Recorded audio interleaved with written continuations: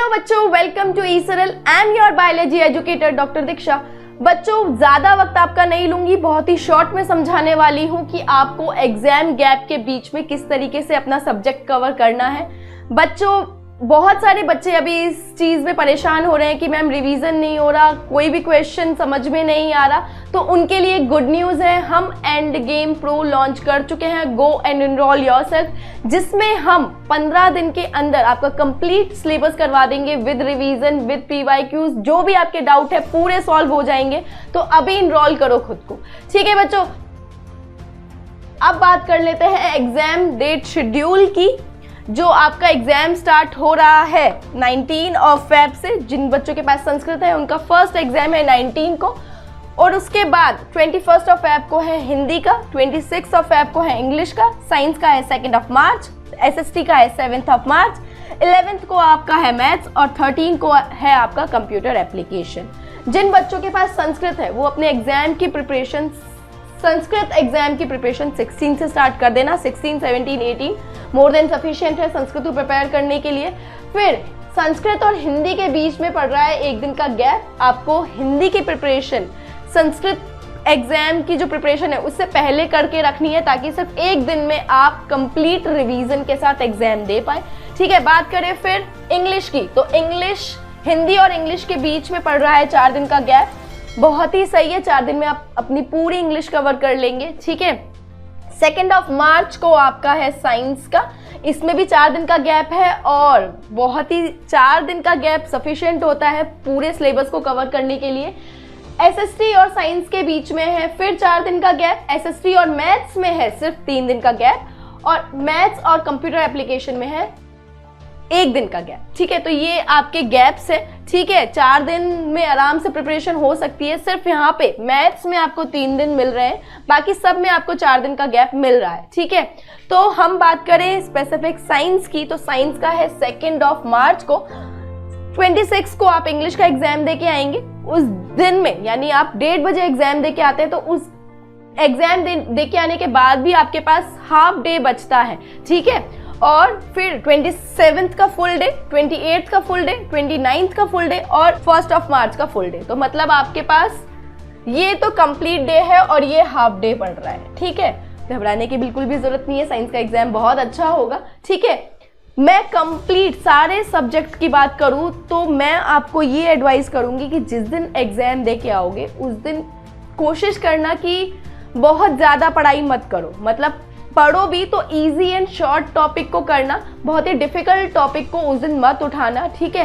हाँ, हो सकता है कि गैप आपके पास 3 दिन का है या 1 दिन का है, तो आपको पढ़ना ही पड़ेगा। अगर 4 दिन का भी है तो उस दिन आफ्टर कंप्लीट रेस्ट आप अपनी स्टडी स्टार्ट कर सकते हो विद इजी टॉपिक, ठीक है।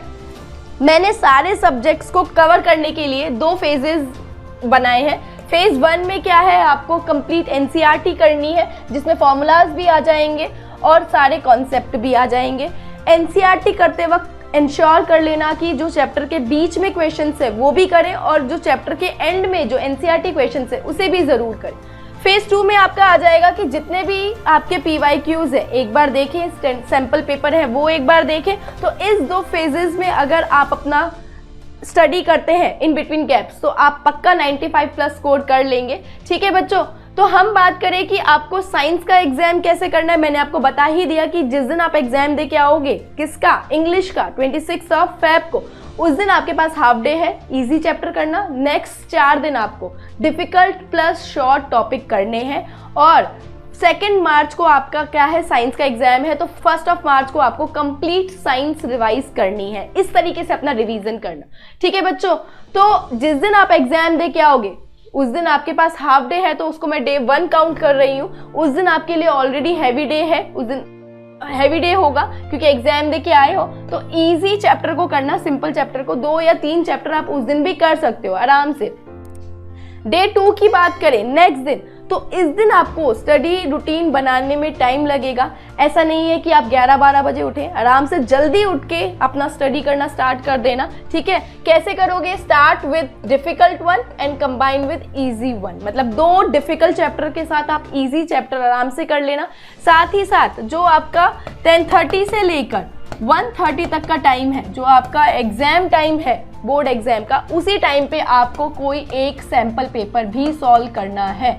ये ज़रूरी है, ये ज़रूरी है। यानी आपके 3 दिन के गैप है, 3 दिन का गैप है अगर एग्जाम में, तो 3 दिन आपको 3 सैम्पल पेपर सॉल्व करने हैं। तो ये आपकी स्ट्रेटेजी रहनी चाहिए। डे 3 में, है ना, आप अपने रूटीन में आ चुके हो तो उसी स्ट्रेटेजी को फॉलो करना है। मतलब डिफिकल्ट 2 चैप्टर्स, 1 इजी चैप्टर, इस तरीके से 4 डे भी करना है। 4th डे आपको क्या करना है, सीरियस हो जाना है। आपको कंप्लीट सब्जेक्ट का रिवाइज करना है और सारे जो सीरियस स्टफ है उसे भी अच्छे से याद करके जाना है। तो वो दिन आपका बहुत इंपॉर्टेंट रोल प्ले करता है। तो आपको कंप्लीट रिवीजन के लिए अपने माइंड मैप्स तैयार रखने हैं, जो कि आप इन 15 डेज में बनाओगे।